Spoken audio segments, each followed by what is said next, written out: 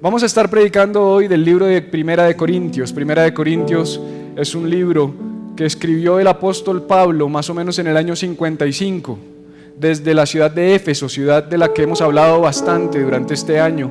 Pablo, en su tercer viaje misionero, se sitúa en Éfeso durante aproximadamente 2 años y medio, un lugar donde empieza a construir y a edificar, para mí, desde mi punto de vista, y muchos teólogos me respaldan, el epicentro de la iglesia cristiana, el centro del cristianismo, donde empieza a florecer y a crecer la iglesia en Asia Menor. El lugar donde se establece Pablo es el lugar donde más adelante también se establece Juan. Incluso María, la madre de Jesús, se cree estuvo algunos años con Juan en este lugar, y empieza a florecer y a crecer esta comunidad que posteriormente fue pastoreada también por Timoteo, uno de los discípulos del apóstol Pablo. Pero en este tiempo, en el año 55, te estoy hablando de unos 30 años después de la resurrección de Cristo, empieza a florecer esta comunidad en Éfeso, y Pablo desde esta comunidad escribe una carta a la iglesia de Corinto. No sé qué tan familiarizado estás tú con las Escrituras, pero este libro, lo que nosotros llamamos la Biblia, que está compuesto por un Antiguo y un Nuevo Testamento, en el Nuevo Testamento está compuesto principalmente por cartas o epístolas. Son cartas que hombres de Dios escribieron a las iglesias reales, iglesias que existieron. Cuando tú lees Corintios, no es porque a alguien se le ocurrió llamar a eso el libro a los Corintios, es porque era una carta dirigida a la comunidad de Corinto. Es como si hoy escribiéramos una carta para la iglesia de Bogotá, se llamaría Bogotanos, primera de Bogotanos o segunda de Bogotanos, ¿verdad? Así se llamaría.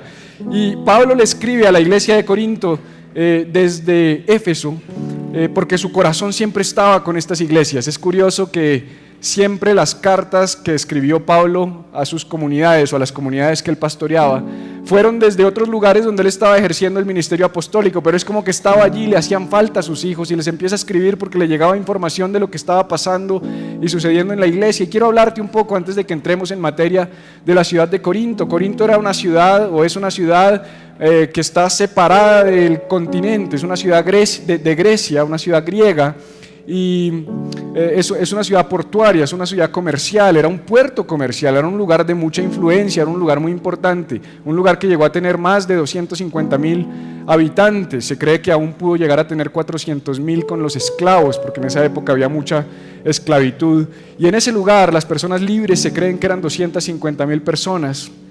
En ese lugar se asienta una iglesia también fundada por el apóstol Pablo y pastoreada por el apóstol Pablo, o apostolada por el apóstol Pablo. Pero este lugar era bien particular porque era una ciudad de pecado, era una ciudad conocida como una ciudad de mucho pecado.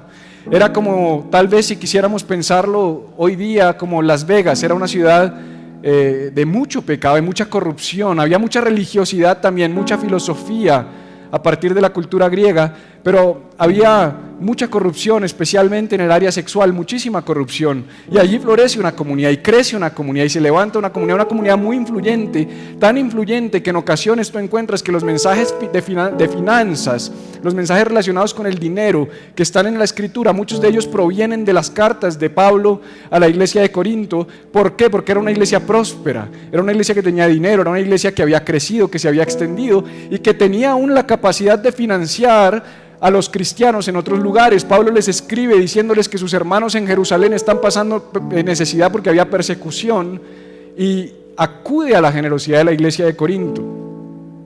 Es allí donde se nos dice, o se nos recuerdan las palabras de Jesús, donde dice que más bienaventurado, de mayor bendición es dar que recibir, palabras de nuestro Señor Jesús. Pero la Biblia, ¿qué dice? Dice que donde abunda el pecado, ¿qué pasa? Sobreabunda la gracia. Donde abunda el pecado, sobreabunda la gracia. Donde abunda el pecado en Corinto, sobreabunda la gracia de Dios. Empieza a florecer una comunidad y empieza a crecer y empieza a desarrollarse. A esa iglesia Pablo le escribe una carta y se la escribe en un lugar, o voy a leerte de un lugar especial que tú tal vez has escuchado muchas veces, pero estoy seguro que no has escuchado una predicación desde esta perspectiva, y no lo digo porque yo tenga la revelación, sino porque el Señor me la dio y dije, yo nunca había visto esto.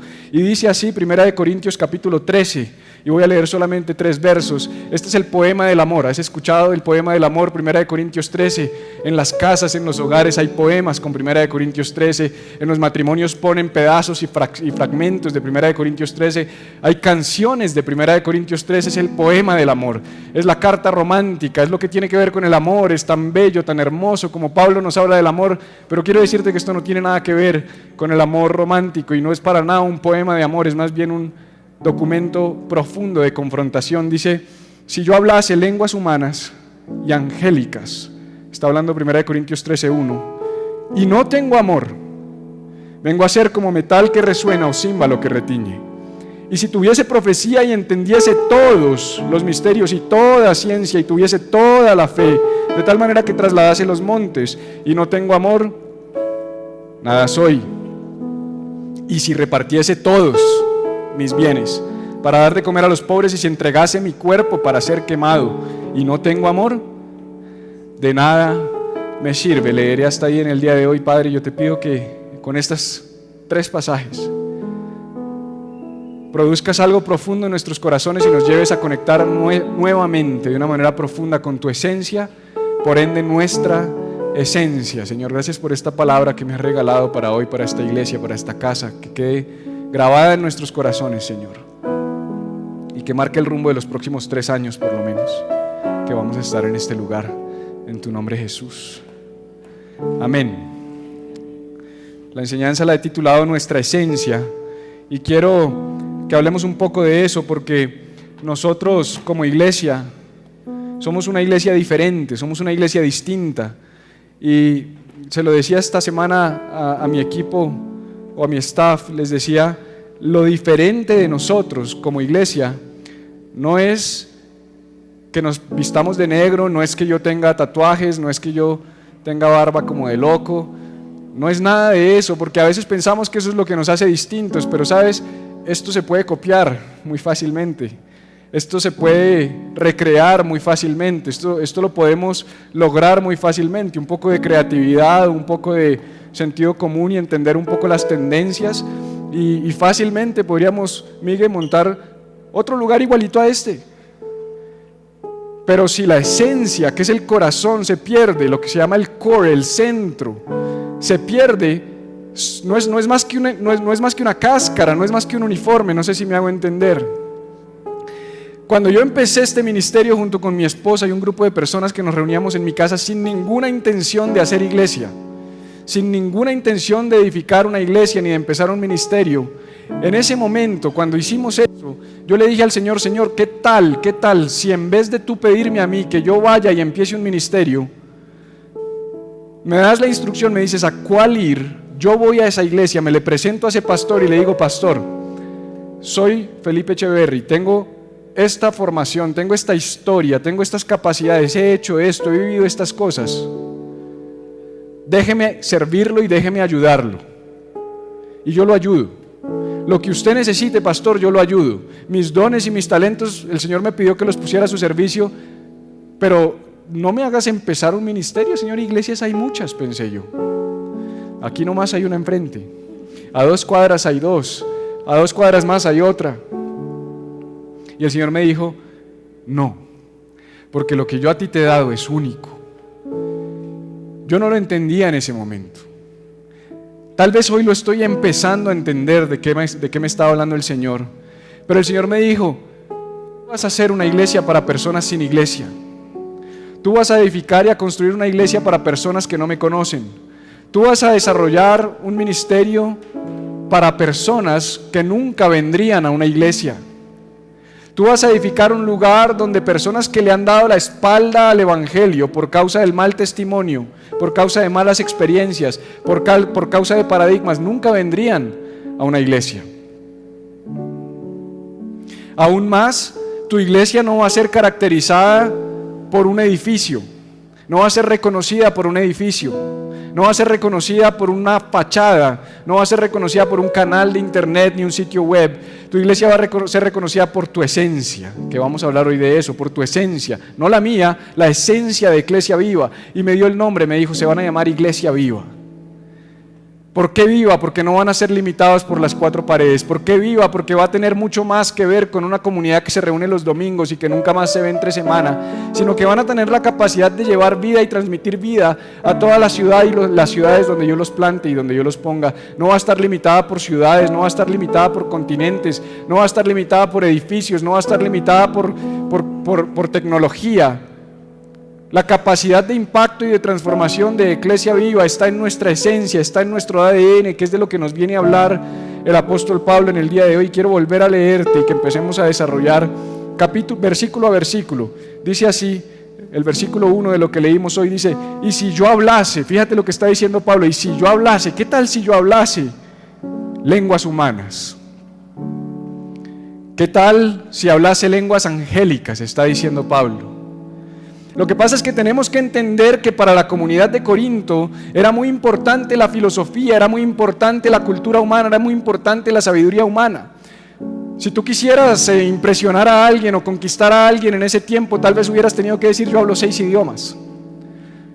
Como hoy decimos, no, yo hablo inglés, y ya creemos que eso es gran cosa, pero en este tiempo tú tendrías que haber dicho algo así: yo hablo 6 idiomas, para impresionar a alguien.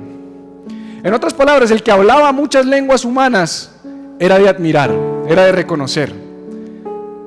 Era algo tremendo, era un gran logro. Aún más lenguas angélicas, está diciendo Pablo, si no solamente hablar a las humanas, sino que hablar a las lenguas angelicales. Porque el misticismo y lo espiritual era también muy admirado en este lugar. Uno de los grandes centros de adoración que se había levantado en la ciudad de Corinto era un templo para la diosa Artemisa, la diosa del amor, la diosa del sexo, la diosa de la pasión. Uno de los grandes centros de prostitución religiosa. Cerca de 1000 mujeres salían una vez al año del templo a prostituirse bajo el estandarte de la religión. Eso era Corinto, un lugar donde admiraban el conocimiento, el saber, la filosofía, la fe, el misticismo.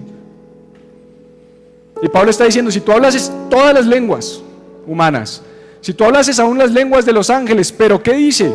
No tengo amor. Si yo no tengo amor, ¿qué está diciendo él?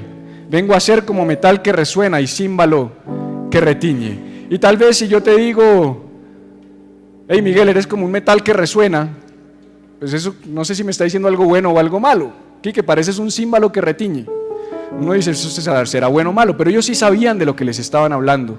La comunidad a la que Pablo le estaba escribiendo, que era la comunidad cristiana de Corinto, tenía muy claro de lo que Pablo estaba hablando, porque resulta que el metal que resuena hacía referencia al metal que hacían resonar en el teatro, en los grandes espectáculos y en los grandes eventos. En otras palabras, lo que Pablo le estaba diciendo a la iglesia es: si tú no amas, aunque hables muy bien, si tú no amas, aunque tengas mucha relación con lo místico y con lo espiritual, si tú no amas, aunque la experiencia que logres montar sea muy buena, seas muy elocuente, puedas impresionar a muchas personas, si no tienes amor, no vienes a hacer nada más que un show del teatro. Le está hablando a la iglesia. Iglesia, si tú no amas, así tengas el edificio más bonito de la cuadra, iglesia, si tú no amas, si tus luces sean las mejores, tu sonido sea el mejor, tu experiencia sea la más agradable, si no amas, no eres nada distinto a un show de teatro, está diciendo Pablo. ¿Qué pasa con el címbalo que retiñe? En ese lugar, los grandes cultos de adoración pagana, especialmente a los falsos dioses, se hacían con címbalos. Porque a veces pensamos que lo que está diciendo es que es un platillo desafinado o un metal que suena feo. No, puede sonar bien, puede sonar muy lindo, pero el paralelo que está haciendo Pablo, más que decir que es que suena feo al oído, no es agradable para Dios. Todo lo que montemos acá, muchachos, si no hay amor, no es si no hay sonido, no es si no suena bien, no es si no la consola es incorrecta, no es si el piano está desafinado, es si no hay amor.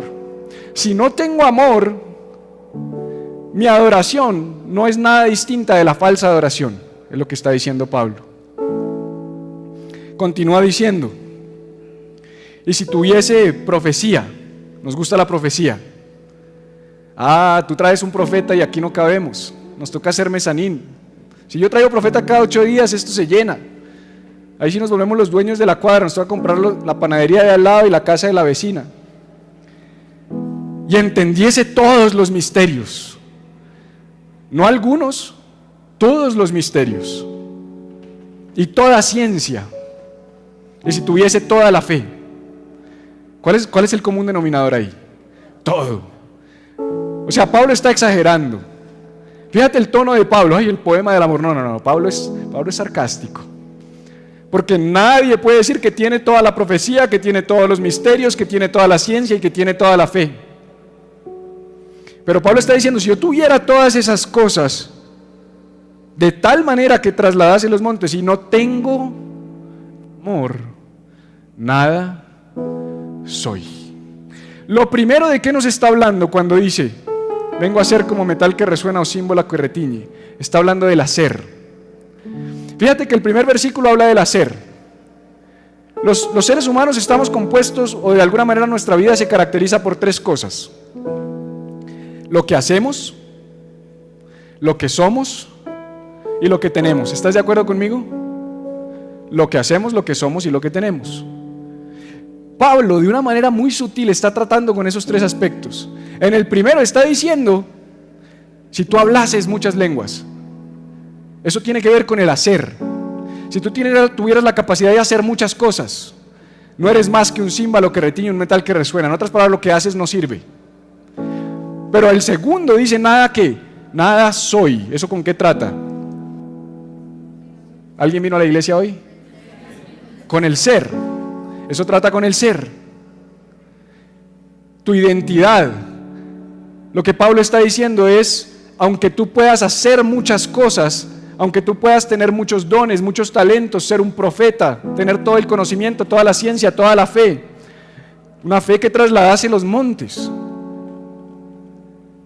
y no tienes amor, no eres nada, tu identidad no vale, lo que tú eres no vale. Y por último termina diciendo, y si repartiese todos mis bienes, no algunos, todos mis bienes para dar de comer a los pobres. ¿Alguno de aquí ha repartido todos sus bienes para dar de comer a los pobres? O sea, Pablo está diciendo, si tú repartieses todo lo que tienes para dar de comer al que lo necesita, y aún más, si dieras tu vida, si entregases tu cuerpo para ser ¿qué? Quemado. O sea, Pablo está exagerando. No podías decir solamente y si entregaras tu vida, porque tiene que ser quemado. O sea, cuando yo pienso en que cómo no quiero morir, créeme, yo no quiero morir quemado. ¿No hablábamos eso cuando éramos más pequeños? ¿Cuáles son las peores formas de morir? ¿Cómo no quisieras morir? No, ahogado no, quemado no. Bueno, Pablo está diciendo, aún si te entregaras para ser quemado por otros, aún si dieras todo lo que tienes y se lo dieras a los pobres, te quedaras sin nada, y no tienes amor, de nada me sirve. ¿De qué está hablando ahí? Del tener. De nada me sirve. De nada me sirve. Nada gano, dice en el original. No gano nada con eso. ¿Te imaginas entregarlo todo a los pobres y dar tu vida y que no ganes nada? Igual lo hice desinteresadamente. Ajá, sí, cómo no.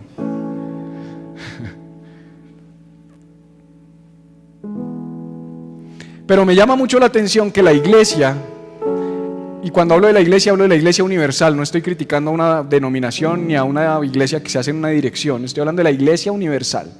Me llama mucho la atención que la iglesia, como un todo, está muy enfocada en el hacer, está muy enfocada en el tener. Juzgan y señalan y miden la espiritualidad de las personas de acuerdo con lo que tú haces, de acuerdo con lo que tienes, de acuerdo con lo que posees, de acuerdo con lo que has alcanzado, de acuerdo con tus logros, quién eres, qué has hecho, cuál es tu ser, cuál es tu tener, cuál es tu hacer.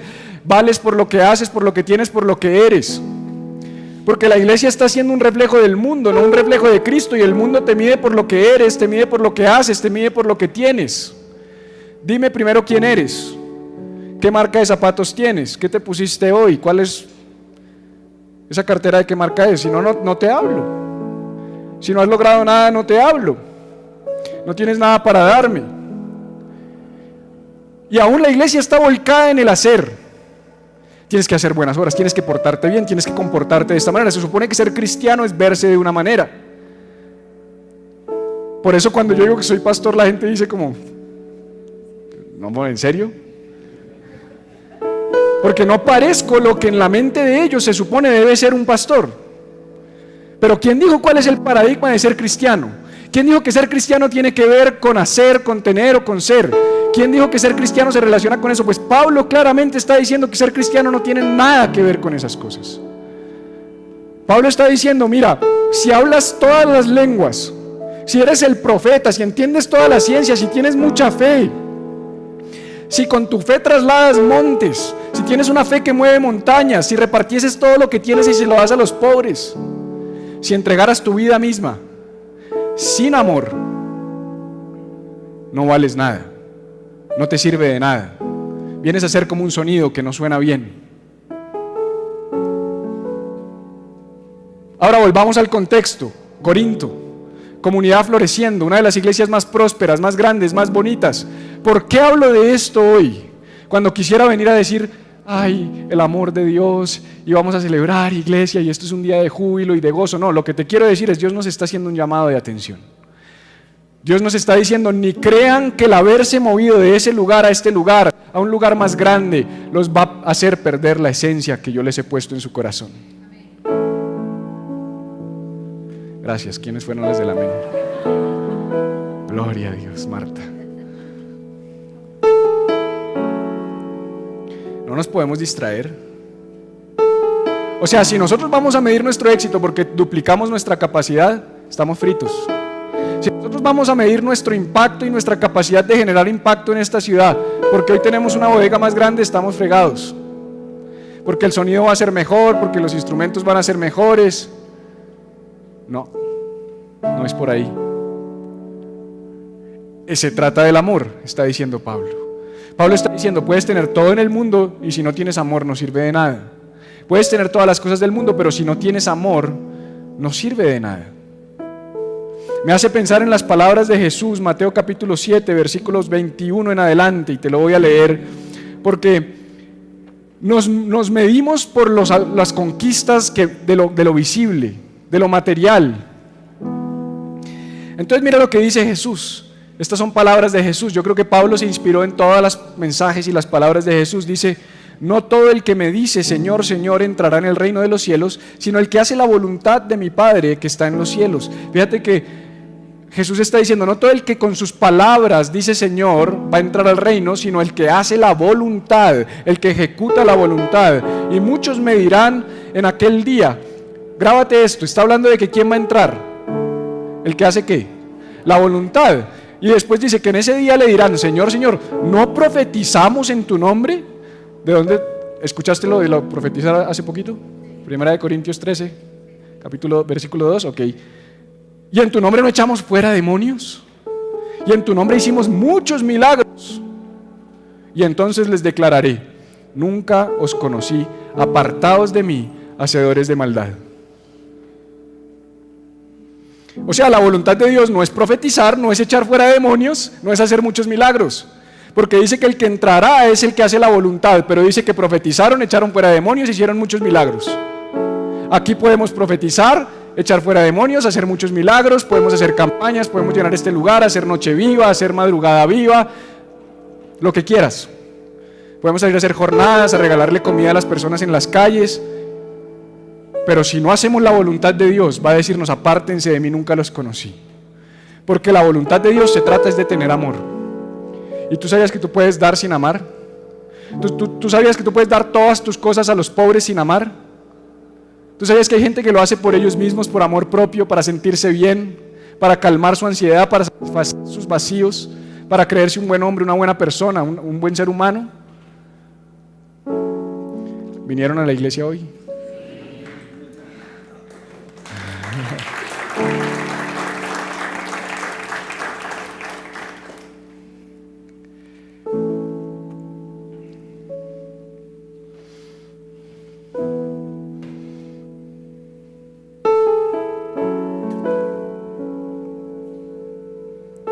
Yo creo que la iglesia de Corinto era una iglesia sin amor. Yo creo que era una iglesia que no amaba, y por eso Pablo escribe este mensaje. Ahora, tenemos que definir el amor, porque yo he dicho varias veces que nosotros vivimos en una cultura enamorada del amor. El amor romántico, el amor pasional, el amor sensual, las emociones, los sentimientos. Ay, me miró, ay, siento corazón. No, ese no es el amor. Ese no es el amor del que está hablando Pablo. De hecho, me llama mucho la atención que Pablo está diciendo algo. Escúchame. Él no está diciendo y no siento amor. ¿Te diste cuenta? Él no dice si hiciera esto y no siento amor. Si diera todo a los pobres y no siento amor. Él está diciendo sino ¿qué? No tengo amor. Es que no se trata de sentir amor. Pastor, ya no amo a mi esposa. Ya no siento que la ame. Pues ámala. Pastor, ¿usted está loco o no me escucha? Que no la amo. Sí, por eso te estoy diciendo, ámala. Tienes que tomar el amor, tenerlo y decidir amarla. Es que si esto es por sentir, no vamos a llegar a ningún lado. O sea, si el amor que yo puedo despertar en tu vida depende de mi capacidad de emocionarte, estamos fregados, porque ¿sabes qué? Apenas montemos este lugar como sea y terminemos de adecuarlo, hasta ahí llega mi capacidad de emocionarte. Hoy te emocionas, ay, un lugar más grande, más bonito, qué chévere. De hoy en 8 vas a ver cambios y vas a decir, ay, qué emoción. De en 15 vas a ver cambios y qué emoción. Y en 1 año, y en 2, cuando ya no haya nada nuevo y deje de ser novedoso y yo no te pueda emocionar, que no vas a volver, vas a dejar de amar, vas a dejar de moverte, vas a dejar de servir. Pero es que el amor se tiene. Entonces tenemos que ir a la definición de amor que nos la dejó Juan en nuestra serie, la serie que terminamos la semana pasada. Dice 1 de Juan 4. Te voy a leer el 9 y 10. Dice: en esto se mostró el amor de Dios para con nosotros, en que Dios envió a su Hijo unigénito al mundo para que vivamos por Él. En esto consiste el amor, dice el 10. O sea, esta es la definición de amor. Dile al de al lado, nos van a definir el amor. Y entonces me llama mucho la atención porque Juan, en lugar de definir el amor como la mayoría de nosotros lo definiría, si yo te digo, Abel, defíneme algo, lo normal es que tú me dirías, eso que me estás preguntando es tal cosa, es así y asá. Pero Juan lo que hace para definir el amor nos dice primero lo que no es. Para él es más importante primero derrumbar un paradigma. Él está diciendo, ¿quieres saber qué es el amor? Yo te voy a decir qué es el amor. Dice, en esto consiste el amor, esta es la definición de amor. No en que nosotros hayamos amado a Dios. En otras palabras, la esencia del amor no se trata de ti. El amor no nace de ti. Tú no tienes la capacidad de producir amor por ti mismo, por eso no puedes producir amor, por eso tienes es que tener amor. ¿Y cómo hago para tener amor? ¿Cómo alcanzo ese amor? ¿Cómo hago para llegar a ese amor? Yo llego a ese amor porque ese amor llegó a mí primero. En otras palabras, tú no tienes que alcanzar el amor de Dios, tú tienes que dejarte alcanzar por el amor de Dios. Mira, en muchas iglesias también, bajo la misma sombrilla del amor, miden tu cristianismo a ver tú qué tanto amas a Dios. ¿Qué tanto tú amas a Dios? ¿Qué tanto amor hay en ti hacia Dios? Pero en ningún lado se nos dice que el amor consiste en cuánto yo amo a Dios, porque no amamos nosotros a Dios, sino que Él nos amó primero. En otras palabras, el amor de Dios te alcanzó y puso un depósito dentro de ti. Entonces ahora dices, tengo amor. No hice nada y tengo amor. Ahora, con ese amor me movilizo, con ese amor actúo, con ese amor cambio vidas, con ese amor transformo, con ese amor sirvo, porque ahora lo tengo en mí, porque ahora ha venido a mí, porque ahora se ha depositado en mí ese amor. Nosotros no accedemos al amor de Dios, Él accede a nosotros. Y quiero que volvamos por un instante y mires conmigo el versículo 2 nuevamente, y dice: y si tuviese profecía y entendiese todos los misterios y toda ciencia, y si tuviese toda la fe, de tal manera que trasladase los montes, y no tengo amor, nada soy. Pero me quedé pensando y dije, trasladar montes, ¿dónde habla la Biblia de trasladar montes? ¿En qué momento se nos habla de trasladar los montes?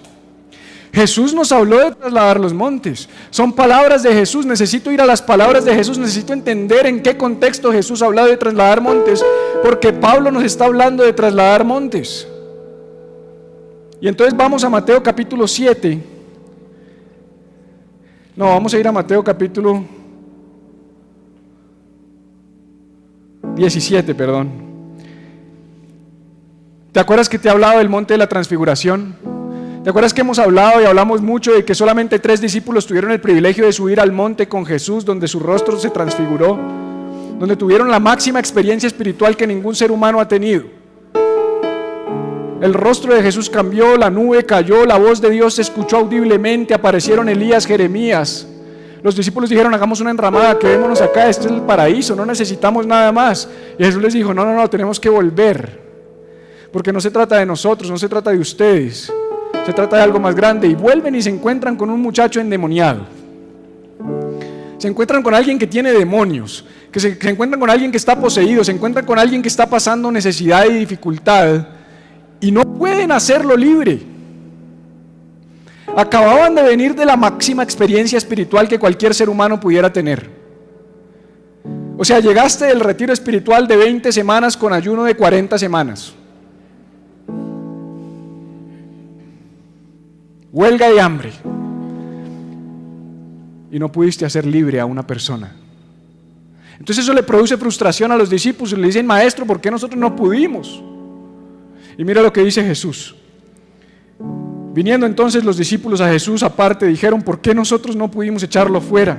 Jesús les dijo: por vuestra poca fe. Porque de cierto os digo que si tuviereis fe, como tienes amor, si tuvieres fe como un grano de mostaza, dirías a este monte: pásate de aquí a allá, y se pasará, y nada os será imposible.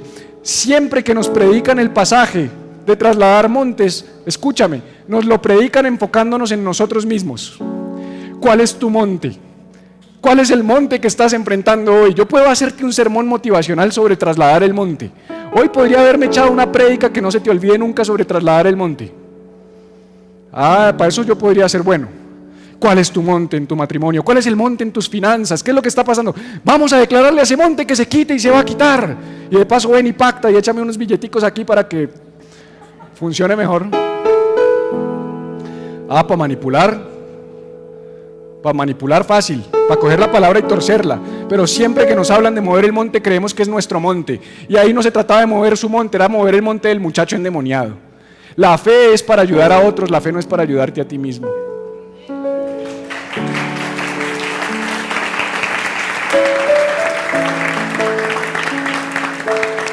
O sea, si vamos a tener fe para edificar iglesia, no es una fe para llenarnos los bolsillos, pastor. No es una fe para tener un imperio más grande, no es una fe para quitar nuestros problemas de enfrente. Yo tengo más problemas desde que estoy haciendo el ministerio, pero estoy ayudando a que otros no tengan problemas. Y esa es mi recompensa, porque tengo amor. Lo hago por amor a otros, desde mi imperfección, desde mi incapacidad, desde que lo que no puedo hacer, desde lo que me falta. Por eso Él dijo: basta mi gracia, porque mi poder se perfecciona en tu debilidad. Por eso dice: el débil fuerte soy. Diga: el débil fuerte soy.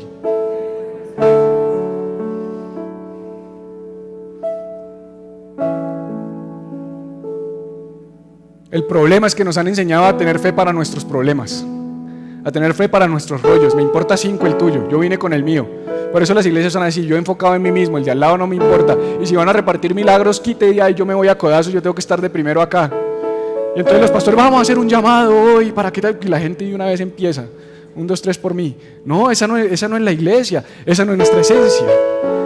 Esa es la diferencia de esta iglesia y de esta comunidad, que no estamos enfocados en nosotros mismos, sino que nos vamos a enfocar en los demás.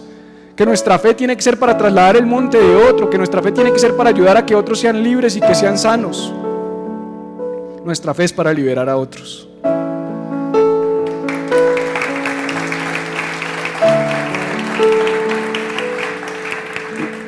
Y siguiendo al 3, ya casi termino, dice: y si repartiese todos mis bienes para dar de comer a los pobres, y si entregase mi cuerpo para ser quemado, o sea, si me muriera por otros, si entregara mi vida por otros, y no tengo amor, de nada me sirve, nada gano.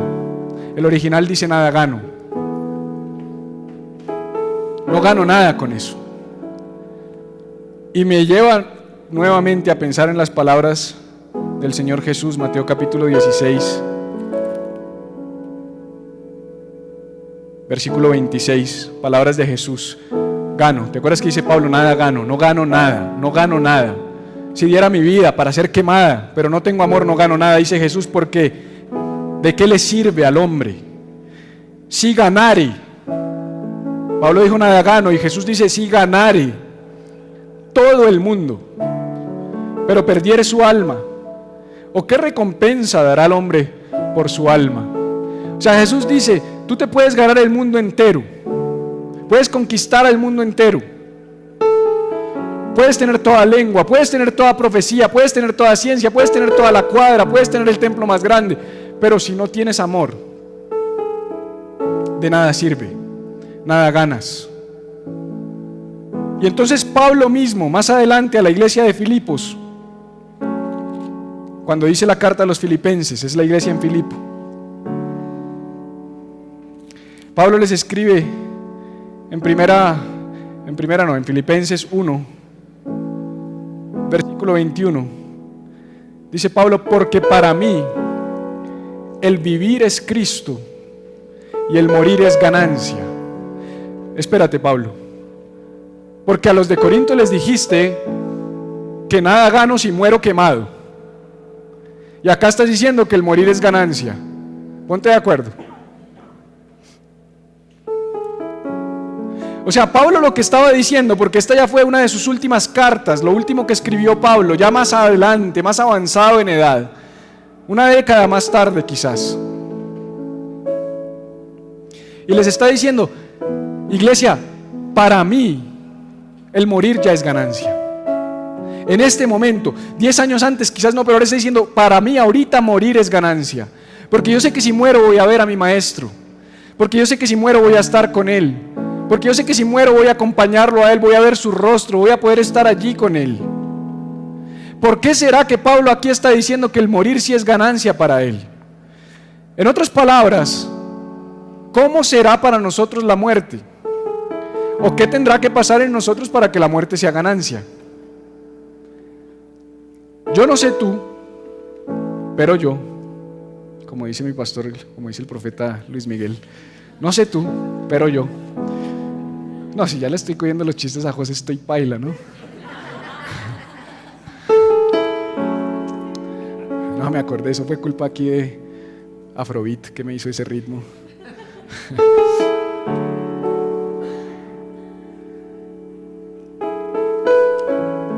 A mí no me pasa mucho eso, pero hace 2 semanas yo tuve una cirugía, yo les conté a algunos de ustedes, porque me tenían que sacar la vesícula. A mí no me pasa eso, pero tuve unos pensamientos de muerte en la noche anterior y los días anteriores. Me visitó como un pensamiento de muerte, pero fue raro, o sea, no fue un pensamiento de muerte, digo, como no fue como desde la depresión ni nada por el estilo, sino de verdad dije, ¿qué tal que me muera? Yo nunca había pensado en eso. ¿Y si me muero? ¿Qué van a hacer sin mí, Janetcita, si me muero? ¿Tú te mueres conmigo? Y me llegó ese pensamiento de muerte y mi conclusión fue ir a las promesas de Dios para mi vida y ver las que no se han cumplido. Entonces dije, no, yo no me puedo morir todavía. O sea, yo no me voy a morir todavía, porque hay promesas que no se han cumplido. Y las promesas de Él son sí y son amén. O sea, las promesas de Él se cumplen. Pero Pablo ya llegó a un punto donde dijo, ahora sí el morir es ganancia. Es como si él estuviera diciendo, lo chulié. Pero me parece muy lindo porque Pablo continúa diciendo y nos da la razón por la que para él ahí sí es ganancia morir.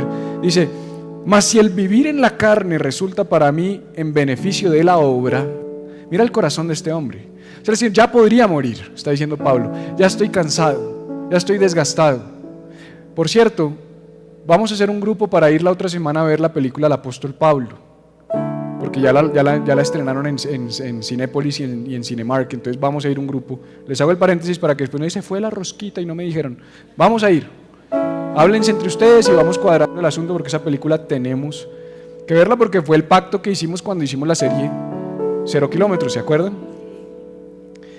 Y Pablo ya en edad avanzada desde Roma en la cárcel, cansado, dice: para mí el morir ya sería ganancia, estoy preso, ya no quiero estar más aquí, ya me ha dado mucho palo, ya he sufrido mucho. Pero, mira esto, pero si el vivir en la carne, en otras palabras, si permanecer un tiempo más con ustedes resulta para mí en beneficio de la obra, no de mí, en beneficio de ustedes, en beneficio de los demás, no sé entonces qué escoger. ¡Wow! Mira los dilemas en los que él se encuentra. O sea, le está diciendo: me quiero morir, ya quiero morir. Si me voy, para mí eso va a ser ganancia porque voy a estar con mi maestro.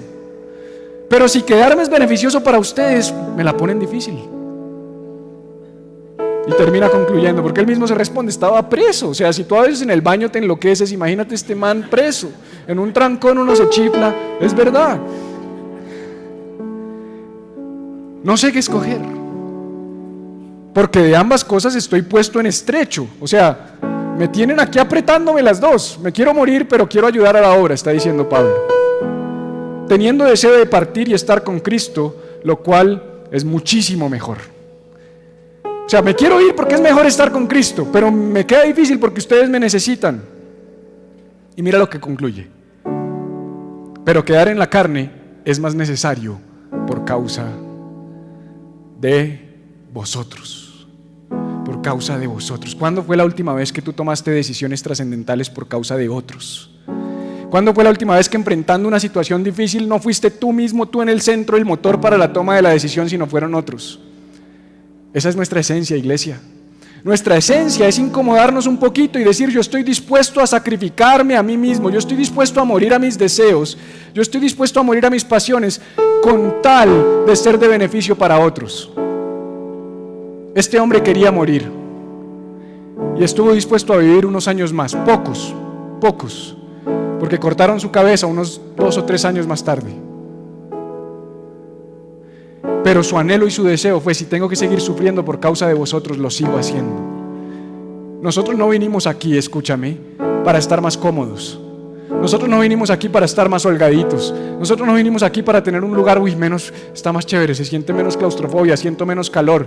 Nosotros vinimos aquí para, por causa del amor que Dios ha puesto en nosotros, poder impactar y transformar más vidas en esta ciudad de Bogotá.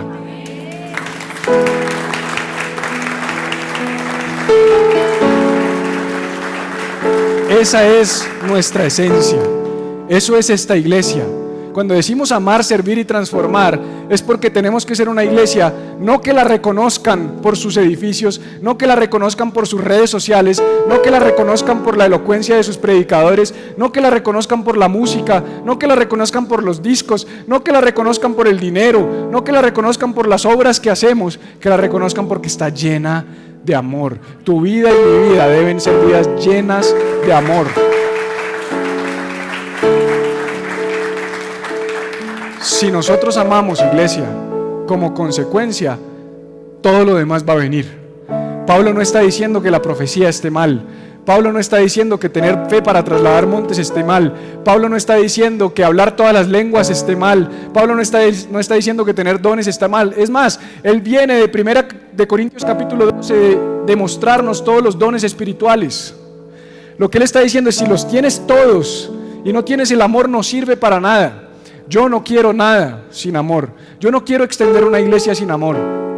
Yo quiero que esta iglesia sea caracterizada por el amor desde aquí hasta allá y desde allá hasta acá. Amor entre nosotros, amor por otros. Que cuando entren a esta iglesia sea el amor lo que nos caracterice. Que cuando hablen de iglesia viva digan: esa iglesia es una iglesia de amor. Esa gente ama como Jesús.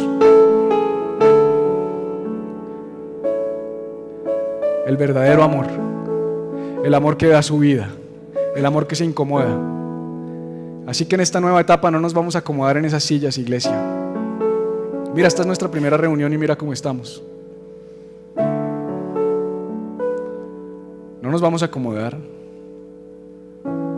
Vamos a seguir dándolo todo. Porque nuestra visión, amar, servir y transformar, tiene que ser nuestro motor. Si nosotros no amamos, no servimos y no transformamos vidas, no sigamos. no sigamos. Pero nos debe reconocer esta ciudad y este país y el mundo entero cada día más por el amor. Quiero invitarte a estar en pie por un instante más. Y me la puso difícil el Señor porque pues lo que uno quisiera tal vez como pastor hoy es o hacer un mensaje súper motivacional o honrar a las madres, o hacer un mensaje que nos toque el corazón y cerrar diciendo que yo pienso, de verdad pienso, que si nosotros podemos tener el amor de mamá como iglesia, lo logramos. Porque no hay mayor amor, dice la Biblia, que alguien dé su vida por sus amigos. Y nadie da la vida como mamá, nadie. O sea, yo amo a mis hijos, pero ni cerca de lo que los ama mi esposa. Es más, mis garroteras con ella son por los chinos. Tanto los ama que pelea conmigo por ellos. Es verdad. María se ríe porque sabe que así es. Así que si estás con mamá ahí cerca, o con tu esposa, o con tu pastor que es como una madre, ¿qué tal si la honras, si la abrazas, si le dices con tus palabras: te amo, te bendigo, quiero amar como tú, quiero poder y aprender a amar como tú amas? Y si viniste solita, mamá, yo las bendigo, las honro, le doy gracias a Dios por sus vidas. El amor de Dios,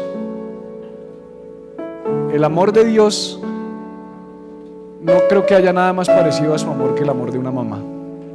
Yo no creo. Así que aprendamos de ellas para seguir extendiendo esta comunidad y creciendo como comunidad. Y oremos para bendecirlas. Padre, hoy bendigo todas las madres que hay en este lugar. Bendigo a mi madre y a mi esposa, que es la madre de mis hijos, y a todas las demás mamás que están en este lugar, aún aquellas que me aman a mí como si fuera un hijo y me han extendido ese amor sanador, ese amor que protege, ese amor que no busca lo suyo, que no deja de ser, que todo lo soporta, el que nosotros queremos tener, Señor. Danos de ese amor de madre. Y hoy afirma a mamá en su día y todos los días, Señor, hasta que tú regreses. Gracias, Jesús. Gracias por este tiempo. Gracias por este nuevo lugar que nos das, Señor. Pero Moisés te dijo: si tu presencia no va conmigo, no me muevas de acá. Y tú sabes que esa ha sido mi oración. No me dejes avanzar, Iglesia Viva, si tu amor, tu presencia, tu esencia no está en medio de nosotros, Señor. Que sea tu amor el que edifique esta iglesia siempre. Gracias, Jesús. Gracias, mi Rey.